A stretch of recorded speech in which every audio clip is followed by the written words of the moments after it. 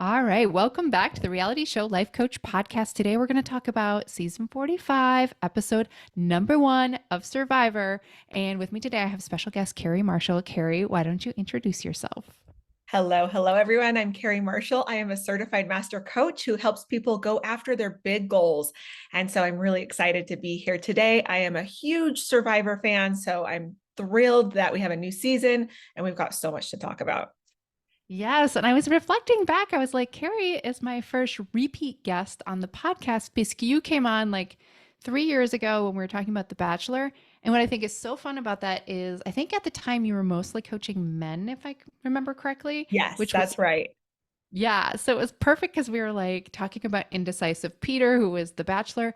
And now today we're talking about Survivor, which is all about like people going after their big goals and dreams, which is now more aligned with who you coach today. Like it's all coming full circle. It is. It's all coming full circle and it's been really fun. Now I have about a 50-50 split with men and women that I get to work with. So it's been really fun to still continue to work with men and, really kind of focus on goals and really helping people achieve those things that they've always wanted. Yay. Okay, and we will talk about Survivor in a second, but for my own nerdy purposes, I know you also help people write books. Can you say like briefly what that is? Yeah, so I oddly, just as like a side note, I kind of started ghostwriting. I've always loved books, always been such an avid reader, and I had a friend send me his manuscript, and it was terrible. And so I kind of was like, what do I do here? Do I just say like congratulations? And so I thought at the time the best thing for me to do was kind of rewrite it for him because his voice just wasn't there. That's what was missing is I knew him so well. And so I just rewrote the first two chapters and sent it off to him and said, I love you. I love the concept, but you're just missing from the book. And he sent me back a message saying, you're hired. And I got hired as a ghostwriter with no experience. And that was several years ago. So now I've written about 20 books, ghostwritten books, and had them hit the Amazon bestseller, USA Today bestseller. We have not hit New York Times bestseller yet. I really want to, hopefully. But through that whole process, I've learned so much about writing books. And it happens to be a goal that a lot of people have is to write a book and become an author. So this past year, I was able to kind of combine my two passions and loves. And I've been able to help 4 people this year write books, 2 of whom have written 2 books this year and published two What? books. I Like know all that's amazing. it's so cool. It's such a cool process. So it was really fun to be able to take that kind of side hobby that just kind of sort of organically happened and then take my profession, which is coaching, and then put the two together. Amazing. Well, congratulations, because I was like, I've been hearing about this, but obviously I need to hear more. So fun. Okay. Well, now that itch has been scratched, we can talk about Survivor, and I can stop wondering. Okay. So I'm gonna do a quick show recap, and then we're gonna get into it. So we have our standard first episode of Survivor. We have 18 cast members, 3 teams, the red, yellow, blue. And they jump right away into the first channel challenge. They do not beat around the bush at all. They have to do this like boat challenge. Red team wins, they get Flint, and then the other teams get nothing. What in the fact they get is another challenge, Sweat and Savvy, where they have a twist from previous seasons. If you watch the previous seasons, usually they get to pick between both, but this time they had to do both of them, and And neither that of was them huge, won. and I think Huge. that, yeah, huge. I mean, even watching it, it was just fascinating to see that the sweat part of it, it was like they were just so spent that getting to the savvy part where even one of the teams said we should have this, like, are we dumb? Like they even like question themselves on it. But I think that it was a really interesting like thing to just kind of watch and say like, oh yeah, can you mentally do something when you're so physically fatigued? Totally. I know. I was watching, I was like, this seems impossible. Like, usually they set people up to be able to succeed. I actually had my questions about that after the fact. I'm like, did they intentionally make this nearly impossible because of what it would do to the teams when they get back and they say, yeah, we didn't win? And of course, we saw what ensued, which is they got questioned by everyone to their faces and Yes. not to their faces. Well, and that's kind of what I was thinking because as on the other side of Survivor, that when they're doing the promo part, they have like part of like a fake team essentially doing the actual things. And so that's kind of what I was thinking too. I said, did they have like somebody do this and they actually were able to do it, or is this completely impossible? And I was wondering the exact same thing with that. Is this just completely impossible to do in that time frame? I know. I know. They haven't said, but I mean, I have my questions on that. Um, we go through, everybody gets to know each other. They're starting to set up their camps. To what extent they can do that is really challenging without machetes for most of them. And then, of course, we wrap up with an immunity challenge. The yellow team loses that one. And then they have a tribal council where basically contestant Hannah quits slash leaves rather than getting voted out. Which we will definitely be talking about today.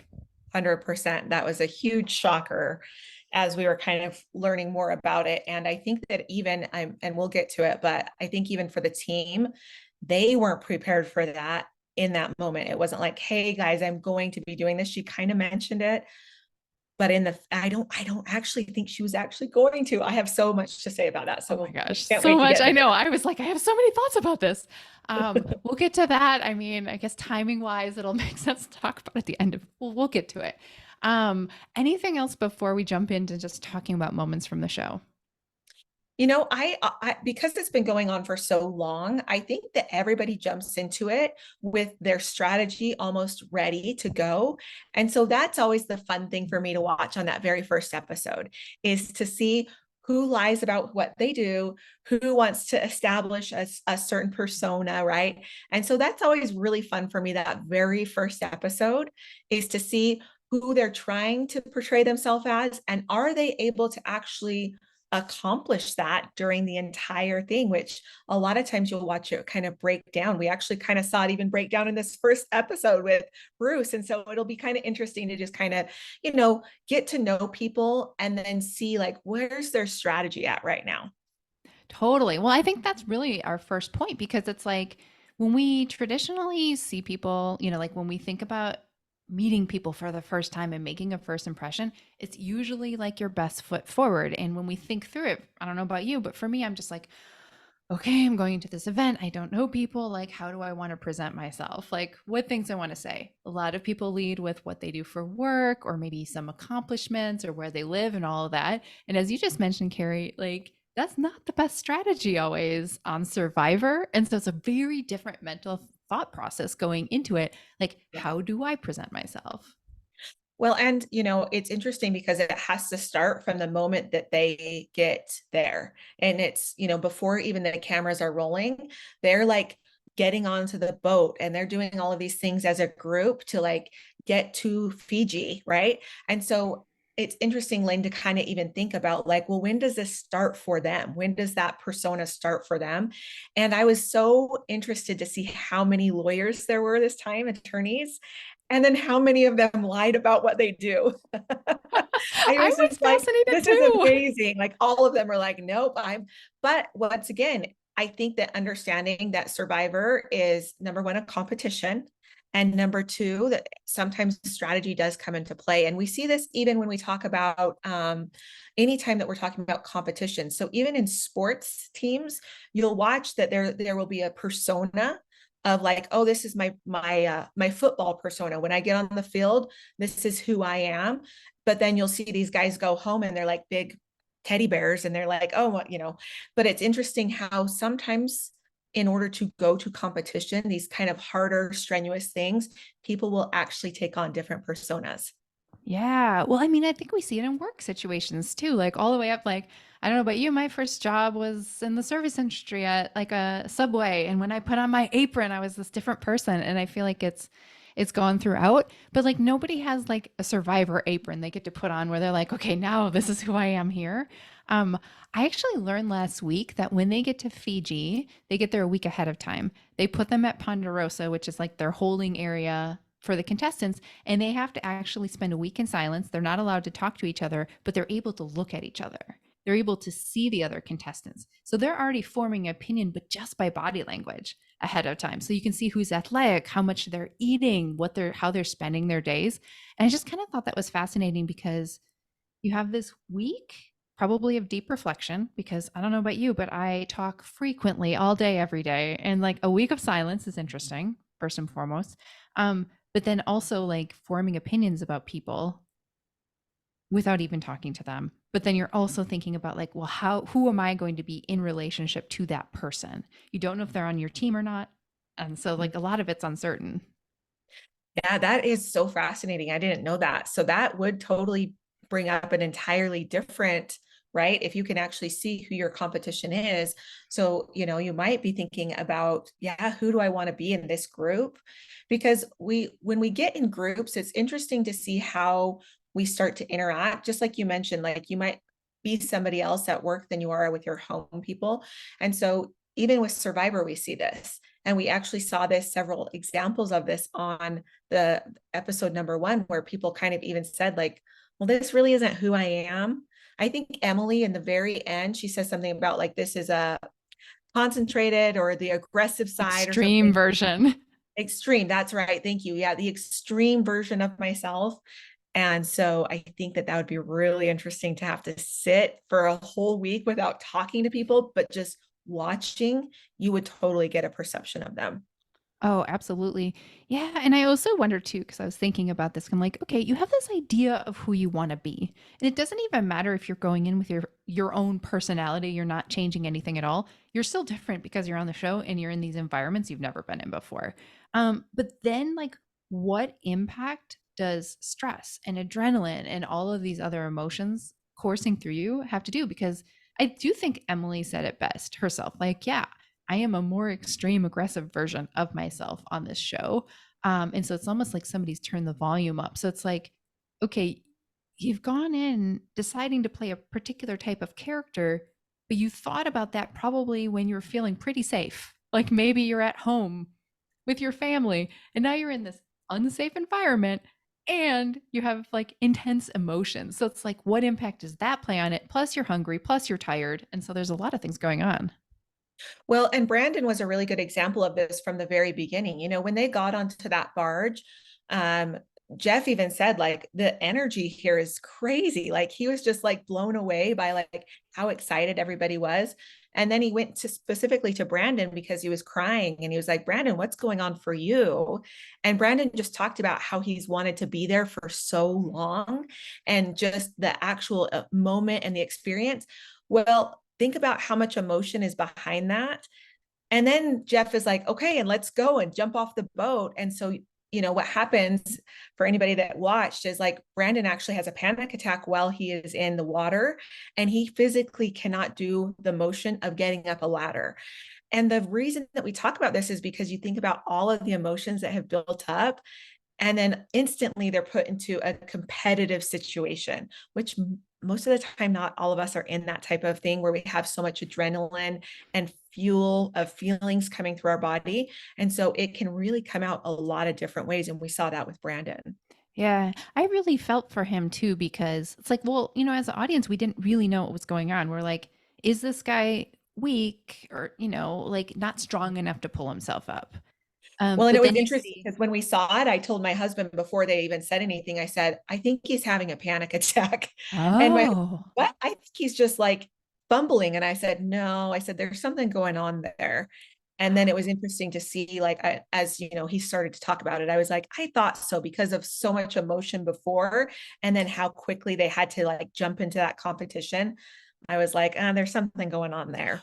wow. Yeah, I didn't notice that, but I was like, I think that they did a good job with the camera angles of showing everybody else kind of quite easily climbing up. I was like, okay, Yeah. something's going on with this guy, or, which is also terrifying because you're in the water and, you could drop and drown. Like, obviously, they're not going to let that happen, but there's probably that. Um, and then I think there's also this element of not only are you on the show, there's cameras everywhere. And, very early days of Survivor, there wasn't really a lot of social media presence, but now we have social media presence. So whatever you do on the show happens to you initially. And then you also probably have thoughts about, oh my gosh, what is everybody in the world, millions of people going to think about me? Which probably exasperates things for every contestant as they go along. For sure. And not just what are they going to think about me, but then what's going to be posted about me.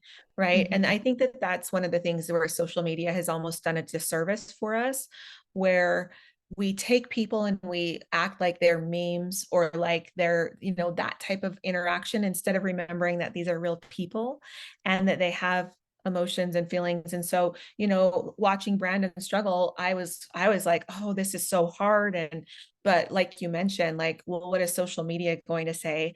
And I think that as a society, we need to get a little bit better about remembering that there's actually people and that they are going to not only have that one experience, but then they're going to have the experience of everyone watching it and then becoming a meme or having people post on it on all of these different social platforms. And like remembering that that's actually impacting somebody and somebody's family as well. Absolutely. Yeah, absolutely. And I think too is I don't know how Survivor as a show addresses this, but I know it's been like a pretty hot topic for other reality shows about actually getting in like mental health services to help people before, during, and after the show. And I could see that like, you know, he looked like he had a great amount of support. Like they got medical in for him in the moment, but it's like, was there any support for him after the show, or like now as the show has aired, like he gets to experience it again? Is it like, is he being re-traumatized by watching this, or any of them? I don't know. I mean, I imagine like you can't watch yourself doing that and not have some thoughts and feelings about it. For sure. For sure. And, the thing that I was really loving that Brandon talked about on the show was when he went back to camp, he's like kind of a little bit nervous about how am I going to be welcomed in or, shunned or whatever. But what he did so amazing was then he reached out and found somebody else that was struggling. And he really said, like, one of the things that's always helped me is to help other people. And he was such a great example of being there for his whole team, but being there so that he really could be a support system even when he wasn't feeling his best. And I just really love that about Brandon, of how he just showed up, and just offered support for other people. And like you said, we hope that behind the scenes that's happening as well for them as a collective. But it was really cool to see that he actually stepped in and did it for somebody else. Yeah, that's such a good point. I mean, he was resourced in and of himself of being like, okay, I got the help I need, but now can I help somebody else? And he was pretty funny when he came to camp too. He's like, "Hey guys, I'm not dead," you know? So it's Yes. like, I think that sometimes we forget how much like humor can be an opener, because they might have been nervous to talk to him too. Like, oh gosh, is that guy okay? Like, I don't know him, but I want to console him, but we're not even friends yet. We barely said hi. And here he is Yes. going, I'm not dead. So they're like, oh, and it was like, okay, we can laugh about this and then also see if he's okay. Yeah, for sure. For sure. And I think that that's something that we sometimes forget, is that, we can use our emotions to actually help, get to know people. We can use it to help, connect us. And it's through things, sometimes when we are having those really, really highly charged, situations, this is something that will always, whether these people like each other or not, at the end of the day, it is an experience that they will always collectively share together that is very unique, that not a lot of people in this world can say that they've done. Yeah, I think so. I mean, how could you not be bonded? It's like, yeah, you can't go into the real world and be like, okay, so let me tell you what it's like to be on Survivor. Nobody has a clue except for like the 600 people who have played. Not even Jeff Probst knows what it's like to play Survivor That's because he's true. never played before. Well, and Hannah even mentions that at the very, very end when she's doing her exit interview. She kind of said, like, you think you know what this is, but you don't. And I think that that goes for oftentimes a lot of us with the experiences that we're having.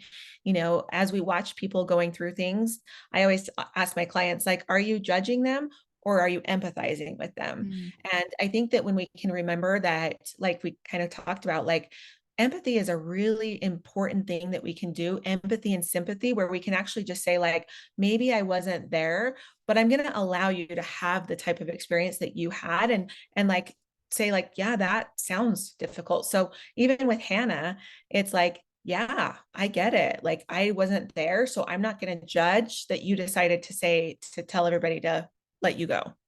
I don't know. yeah. I don't that experience was for you. And so to just kind of remember that part of it, I think is so important as we, like, go about our own days and watch our own people, our family, our friends experience things that maybe we haven't experienced. Yeah. Yeah. And we just like don't always know the whole story. We'll never know the whole story. And so it's like it's a generous thing to be able to say, okay, well, maybe I don't understand the whole thing, and that's okay. But I don't need to judge them for it. There could be some empathy there. I mean, but that's also the challenge on the show. Like, how much support do I show Brandon when he comes back? And is somebody going to read into this of being like, oh, you're just trying to get Brandon on your alliance? Like, oh, this. And so it's just so complicated too, because it's like there is the human side of you, the part of you that might naturally come out, that might naturally be a helper. But then there's also like that part of you that's observing, like, well, what does this look like in the grand scheme of gameplay? And that's why I think makes this show so complicated. It's like chess. Like, it seems like it's one way on the outside, but like you get into the inner workings of it, and there's so many different angles. And the game is designed to force human behavior and adaptations. And like, so that's why I think it's so interesting is that, like, for Brandon, like, is it a good thing or a bad thing that he had a panic attack right away? Who knows? It's just a thing that happened, and it's a part of his game now. And what And happens that's next is totally exactly up to it. him. Yes, and that's exactly it, is when things happen, right? When circumstances happen, then how do we in the game strategize from there? And I think that that's the most interesting thing about Survivor. I think that's one of the reasons that it has lasted forever and continues to have new viewers come to it, because it is just so interesting to watch the strategy come into experiences happening. You know, for instance, Bruce is a really good Mhm. example of this. You know, Bruce was on last year. He got injured in the very first immunity challenge and had to get and leave the show. So they offered him to come back. Well, he kind of already had a strategy of like who he wanted to be, but it's interesting because he has this strategy of who he wants to be, and he's kind of like, I'm kind of trying to make myself not as, as aggressive or as hard, and like I'm really wanting everybody to love and accept me, so I keep telling people like I'm the fun uncle. But then his strategy goes out the window so fast. And I was going to ask you, Lynn, do you think he thinks that he's pulling it off, or do you think that he is like, no, I'm kind of just the authority here? I think the show's edit leads us to believe that he thinks he's pulling it off and is like falling flat. And I think he's a good example of somebody who's like, I want to be like this, but he is just naturally drawn to being a leader. And it's something that it's hard for him to drop. Like he he it I think it would serve his game a lot better if he just was himself, because of acting like someone else. Because you see very quickly like the contrast of Bruce, who's like, yeah, I want to be the fun uncle, but then they show a montage of him being more of a leader and a dad on the team, like he said he didn't want to be. But then you see this awesome scene with Katura, who is one of our attorneys, and she tells everybody she's like this office manager, and there's like this priceless scene where there's another guy on the team who is also an attorney, and she's just like doe-eyed, like, well, what is it like to be Wow. a lawyer? And it's so believable. Oh, so believable. She instantly in that scene became like one of my favorite players because of how she's like in that scene, and then they're doing the cut to like her talking about it. It was so great, but it was a really good example of the difference between what it looks like to play into your role, your strategy of who you are, versus like, this is who I want to be with Bruce, but then he just can't do it because, like you said, he is leading, and like you said, the edits are kind of leading us to believe that. But I do think that there's something to be said about when we are trying to be perceived a certain way, but it's not working. I think that that's one of the fastest ways that we get people to not trust us, because Mm. there's a misalignment, right? That we're saying one thing and doing another thing, and I think that that's sometimes why people get so distrustful of contestants really fast, is because what you're saying and what you're doing are two totally different things. There's something about us as humans that as soon as we see a misalignment like that, red flags start to go up. Yeah. I mean, that's a good point for the show, but also just, like we're both business owners. Like if you go out there and you're like, I'm one way, and people are like, I'm not buying it, like they don't trust you. And it It's totally true. like people are smart. They're very smart.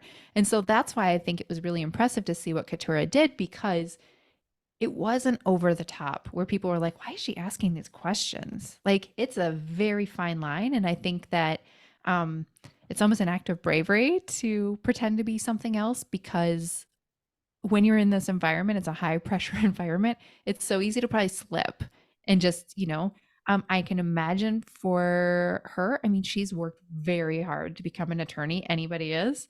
And so it's like, if that's a big part of your identity, it's hard to drop that because that's Yeah. kind of who you are.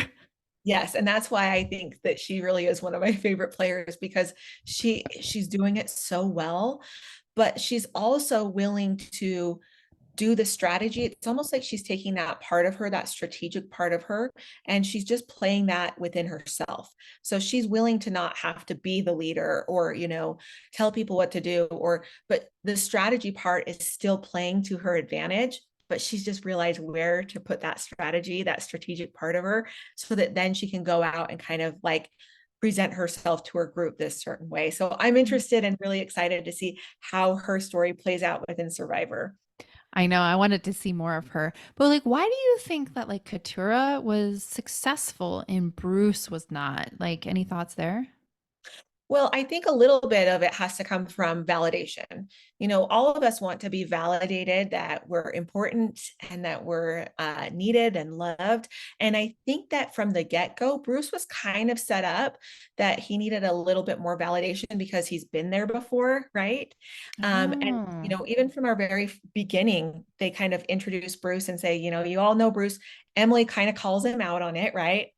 Like, oh, he's just acting like this. And so I think that because of that interaction with Emily and Bruce, with Jeff, I think that there was this spot where Bruce just wanted more validation that he is needed. He doesn't, right? He just wanted to be part of the group. And I think because he was kind of called out, I think that kind of didn't, it kind of made him feel like he was unsafe a little bit. And so I think that that's what happened was that need for validation that his team is going to say like, you're cool. We like you. You're good. You're good with us.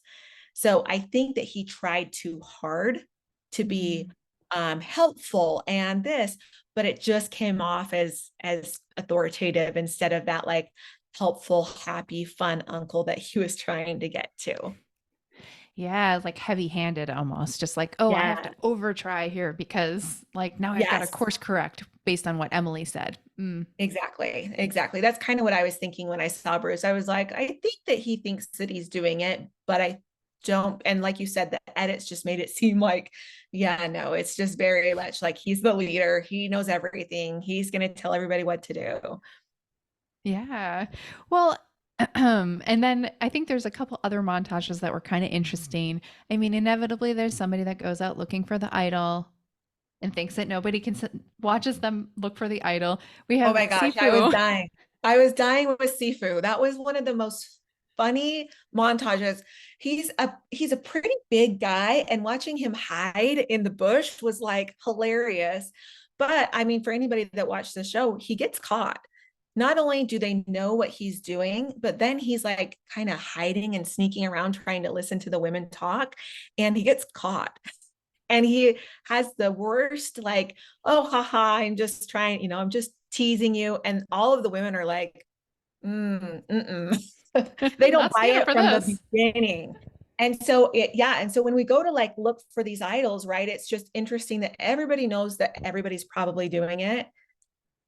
But then when you get called out on it, who do you want to be, right? That it really goes back to who do you want to be, even when you're in these situations like being on Survivor or at work when you're put in a situation. Who do you want to be? And I think that for me, I've realized that anytime that I've tried to kind of pull it off like Sifu, it doesn't even sit well with me.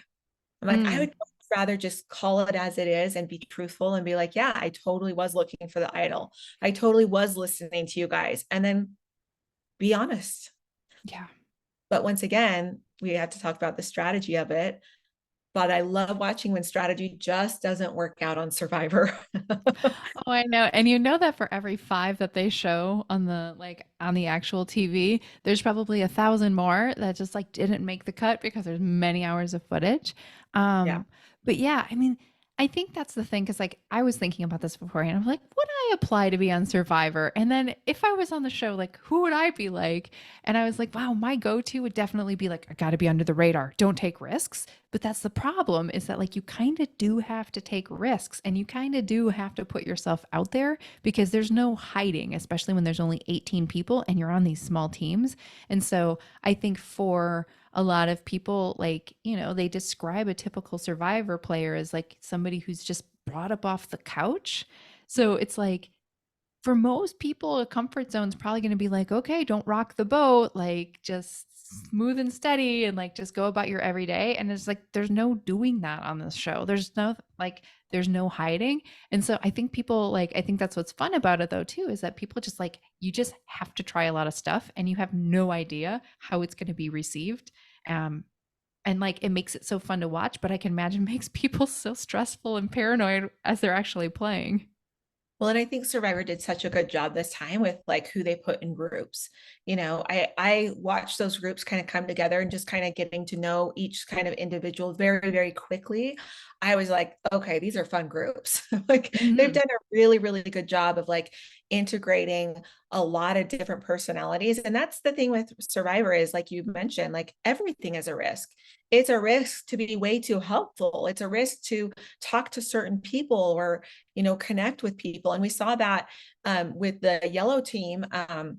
And we saw like Emily kind of was off-putting to a lot of people, but you watched a lot of them start to like take risks and like talk to people. Like Brandon even talked to Emily and she was like, we definitely need to do this. Brandon instantly went over to other people and we're like, listen, Yeah. we've got to do this. But those are all risks. But you have to remember that when we talk about Survivor, it really is like, am I willing to take this risk in order to stay safe for the next week or the next vote, or make alliances that hopefully are strong, but you never know. And I think that that would be the hardest part about Survivor. We as an audience get this snap of like what's happening behind the scenes, who's talking, who's saying what. They have no idea. They No. don't get to know who's talking. They don't get to see all of these little things that we get to see. And that would be the most stressful thing for me because you know that it's happening, right? You've watched how many 45 seasons of this? Yeah. So you know that it's happening. But when you're there, I would imagine that not knowing what is actually happening would bring on a lot of anxiety for you and make you kind of like very alert about what you're doing and the risks that you're taking. Yeah, alert the whole time. And we've just been talking about the social game. Like, we haven't really even talked much about the physical game, which, I mean, comes up. They have the immunity, they have all the challenges, right? And you see a varying degree of like athleticism on the show. You see the people who are like, okay, yeah, I like sit on my couch. And then you have the people who are probably doing Spartan races and like Ironmans on like in their spare time. And so there's also that aspect of like you have to put yourself out there in the social game, but you also have to reserve enough energy to be able to do these physical challenges because that's one of the ways you can get kicked off your team right away is if you can't perform in the physical challenge, but you're also up against not having enough sleep or food when you're going into them. And so I mean, we definitely see this come up with the immunity challenge. Like some people are really struggling. We have Brandon again, who I think it was Brandon who couldn't get up the wall. Brandon, and then there was one of his, I can't remember her name, but that team was very interesting. They had one of their guys get right up, like run and jump up it, and then I don't know if you watched it, but he came back down because Yeah. because they got like two people up and nobody else could, so he went back down and really had to almost push people up. And so it was very interesting to watch. Just like you said, by this time now we're bringing in that they probably haven't had a couple sleepless nights, probably haven't been eating. And so we really do start to see those kind of physical attributes that are going to either make or break people in these challenges. Yeah. And like also the people who are super athletic, how much do you like show of your athleticism out there? Because then that also makes you a threat. Um, I had never seen so when the yellow team was trying to get people up the wall, I'd never seen people use buffs in that way. So buffs are like the scarf So that you cool. wear that yeah, and they used it to like have people grab onto them and pulled them up the wall. I had never seen buffs as used as tools. And I'm like, genius. Like, you got to It use what was you have. Yes, and it was so brilliant to be able to watch that because, like you said, 45 seasons, I've never seen anybody use their actual buff for something like that.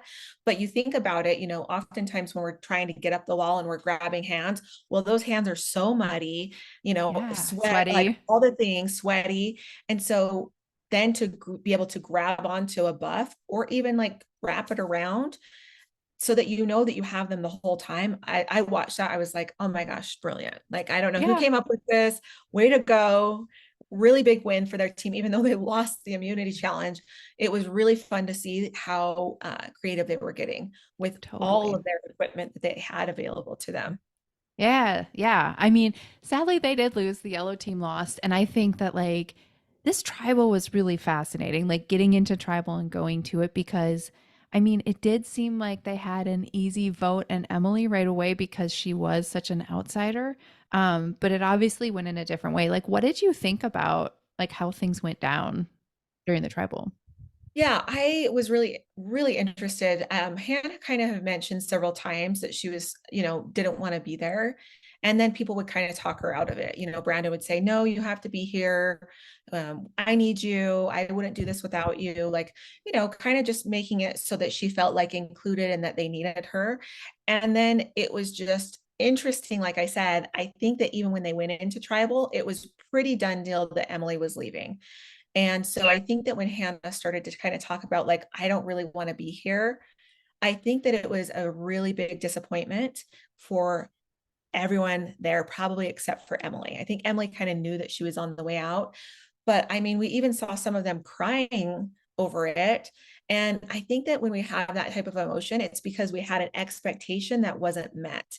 And that's Mhm. what we're seeing at Tribal. Even Jeff was like, what is happening? Like Yeah. if you watch his interaction in his face, he's actually one of my favorite ones because he's been doing it for so long that when something like this happens and you actually get a reaction out of Jeff, that's when you know that this is like, okay, this is new. This is something different. Like Jeff hasn't even really been, here with this type of thing. Very first elimination, somebody like basically saying like, I'm out. I don't want to be here.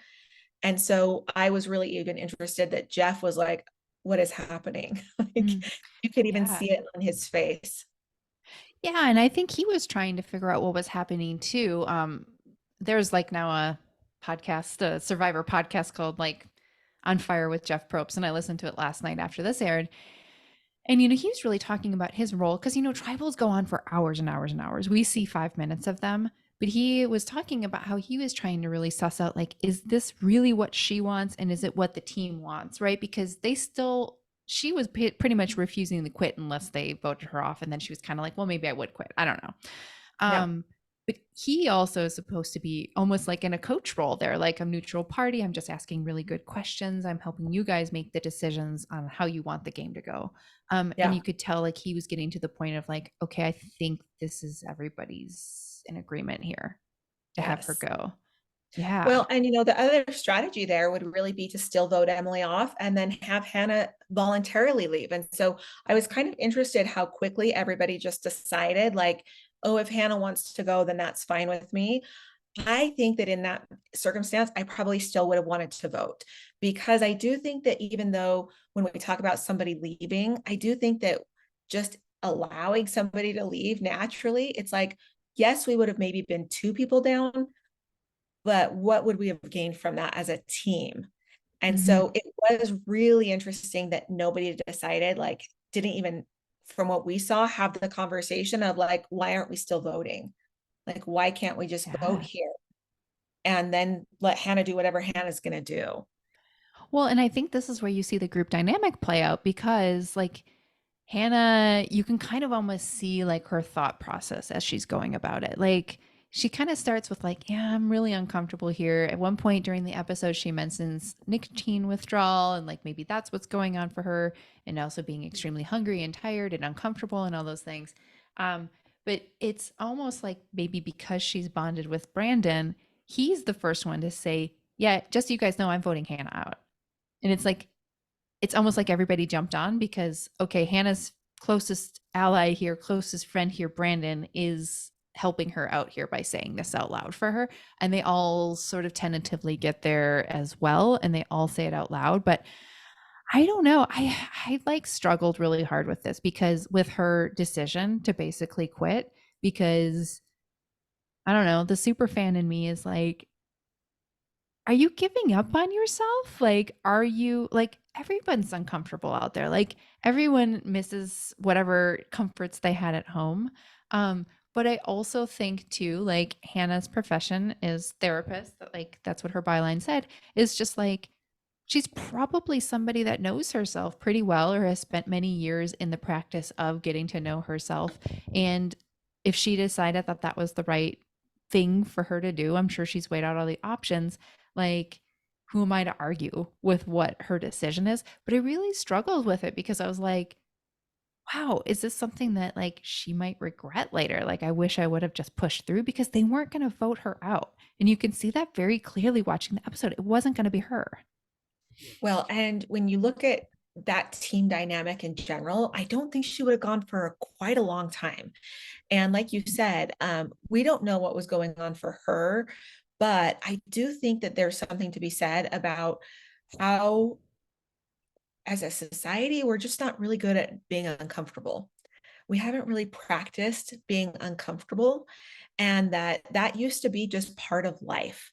We talk to our grandparents, and I think that most of us would say that our grandparents were uncomfortable a lot of the time, whether Yeah. it was pushing at jobs they didn't like or not having food or all of these different things. I think that we just watch generationally that one of the things that we've just kind of stopped doing is we're always seeking comfort, and so we're kind of watching this shift into like, well, what happens when I am uncomfortable?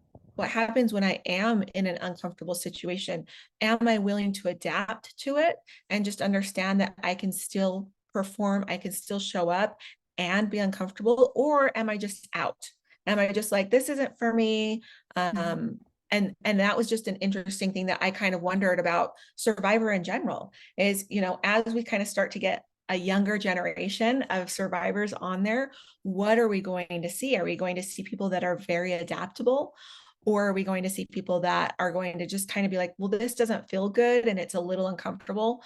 And I'm not saying that it's just a little. I understand that Yeah. like living on a beach and the sleep and the food, like it's very uncomfortable. But what happens with our resilience over time, and how is that going to actually play out on Survivor? Are we going to actually see more people just decide to quit instead of getting voted off?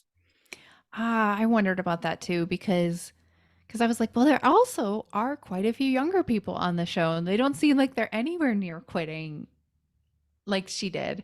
Um, I think that was the other interesting thing, like, in listening to the podcast, as Jeff was talking about Hannah quitting. And he just said, I'm just really disappointed. And the other thing that he mentioned was just like he immediately, like after that happened, called up their casting director and be like, what did we miss? Because it's not their intention when they cast people that they're, finding a good variety of like people who will stay, people who will go. Like their intention is to find people who will stay. And so it was kind of interesting to hear that behind the scenes of, well, what did we miss in this very thorough year long, sometimes more than a year long casting process in this particular individual or anybody that quits that we could have seen ahead of time? And so it was interesting to hear that level of responsibility for somebody else's decision. But they really do. They work on the show for the entire year and then they hand it over to 18 people to play and they Yeah. want them to play. And Yeah. so I don't know. I mean, it's such a hard thing too because like her decision has such an impact on everyone else. Everyone else. It's not just personal. And I can't wait to see when the other teams see who's gone, their reactions. And that's one of the things is that ended. I was like, I want to see what everybody else is going to say because, they don't really know each other as far as teams. You see Mm. them kind of sometimes a little bit interact before like the immunity challenges or things like that, but really they don't know each other very well. And so it'll be interesting to just kind of see like, does it come out that Hannah quit, or are they just going to assume that for some reason they voted Hannah out? So I'm interested to even see how Hannah quitting is going to impact not just that one group, but then, throughout the entire thing, like how is that going to play out? And, we kind of got a little bit of a teaser that things do not get really rosy and good with Emily. And so I think that that's one thing that is so fascinating about tribal council is that a lot of times Jeff is so good at asking questions that people forget that they have to go back to the island with these people that they just talked about in a very, very like raw emotional thing. Like they're talking to Jeff and Jeff is all in on it, but then they go back and Jeff's not there. Like it's just the Right. people that you just badmouthed. And so I think that that's going to be really interesting this next episode to kind of see like, well, what does happen in the Yellow Tribe, when we all go back and have to now face these things that Emily said about her teammates, but then also the things that were kind of said about Emily. And so it'll be an interesting dynamic. And then without Hannah there, I don't know what's going to happen with Brandon, Right. they really were a really good support system for each other. And we do see that Brandon does open up to other people on his tribe as well, but it'll just be very fascinating to see the impact that Hannah's leaving has on everybody. Yeah, absolutely. And yet that's such a good point too that they say a lot of things because I mean, in our day-to-day life, we're not going around talking trash about each other and then have to sleep next to each other, right? Like we're just not doing this. We're socialized to not do this. And so it's completely different way of being. Completely. So different. And, it's just, it would be so interesting. Yeah, you think about like going to a coworker, and maybe this does happen, sitting in a meeting with your boss and your coworker is just coming at you, but then you have to go and work with them. Well, at least you get to go home, right? At least you get to go home to your people, get your support. Maybe you badmouth that person at home or whatever, but we have these places that we can go and then go away from. But on Survivor, you don't. You don't get to then go to the other tribe and have a break. Emily doesn't get to go to another tribe. Sometimes we have challenges where one or two people will leave, right? Hmm. But it's just an interesting concept that you basically go and badmouth somebody and then you have to go and sleep next to them and do challenges with them and all of this different dynamic that Survivor's just so great at creating. I know. I mean, there's like, yeah, there's no emotional release. And even if you do have that person who's your friend or in your alliance and you go and vent to them, there's nothing to say. They're not going to turn around and like stab you in the back a couple weeks later or blindside you. And so I think that's Exactly. like, and if you've ever like watched the seasons where they have like family members come on and then you see them just like lose it completely, I think that gives a really good portrait of like how hard it is because it's like, they probably saw them 3 weeks beforehand and suddenly it's just like so much life has happened in there. So Yep. yeah, I'll be interested to see what happens next week because like this was a lot that happened to them. I mean, it's both a blessing and a curse to go to tribal right away because you really do like draw the line in the sand and like who you trust and who you don't trust and like that Yes. gets fast forwarded a lot more than say the red and the blue team who are like kumbaya, we just won, we have a flint, let's build shelter. It's like, oh, they're all cooperating over there and over here we're trying to figure out like who's going to get cut next. So very Well, and fascinating. and we have somebody that's already found an immunity idol, as the Beware idol, which will be interesting to see how that plays out Hmm. because we were really left with a cliffhanger there where he is given a task that he needs to do, but like I'm like so interested to see how that even plays out because the task that he needs to do is very public within on his beach, right? He has to try and decipher this code that's on their actual sign. And so I just have really, really loved already the storytelling that's going on for Survivor. I think it's going to be a really fun season, really great dynamics within these teams. So it was a great starting that I wasn't expecting. And I just left and ended it. And I was like, here we go. Let's go Survivor because this is going to be a fun one. Okay, I agree because I was like, the show keeps getting better and better, which blows my mind. I'm like, how are you like this many years in and it's still so good? Okay, so let me ask you one last question. Like, would you ever apply to be on Survivor? Why or why not? I think, yes, I think that that would be something that is like, it's something that I grew up with, right? I think it started in 2000. So I graduated high school in 2000. So it was really something that I did. Like we would watch with my college friends, right? And we do all of these different activities around Survivor. Survivor is one of those things that has been like a theme for like parties or, activities, work activities that I've gone to. So I think that Survivor would be really fun. I actually would love, out of anything, I would love my brother to be on it Mm. because he's like the guy that would be on it. But I think that I would actually apply for, it's a lifetime experience, once in a lifetime experience, right? I think that it would be one of those things that I wouldn't expect myself to win, but I would expect myself to go in and really get to know a lot of like different dynamic people just to have that experience. So I could say, like, yeah, I did that. That would be pretty cool. What about you?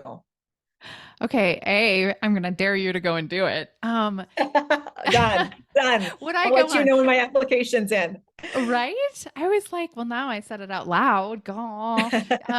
I, yeah, but it's so interesting to me. Like, I'm like, all of this history of doing it.